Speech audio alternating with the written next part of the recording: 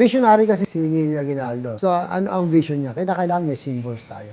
So, ano yung mga symbol? Una, yung Philippine flag. So, as early as 1898 sa Hong Kong, pinagawa na niya yung Philippine flag na hanggang ngayon ginagamit natin. May konting modification lang. No? Pangalawa, yung, of course, yung national anthem. Kinonceptualize niya sa Hong Kong, pero eventually, pagbalik sa Cavite, doon na niya pinagawa kay Julian Felipe. And sa last thing, so, medyo tahimik na ginawa ni Aguinaldo throughout his life after the war, yung veteranos nila revolution. Tumulong siya sa mga welfare ng mga veterano ng digmaan. Hindi dapat makalimutan ng tao na siya yung talagang nag-unite sa buong bansa para lumaban sa Kastila.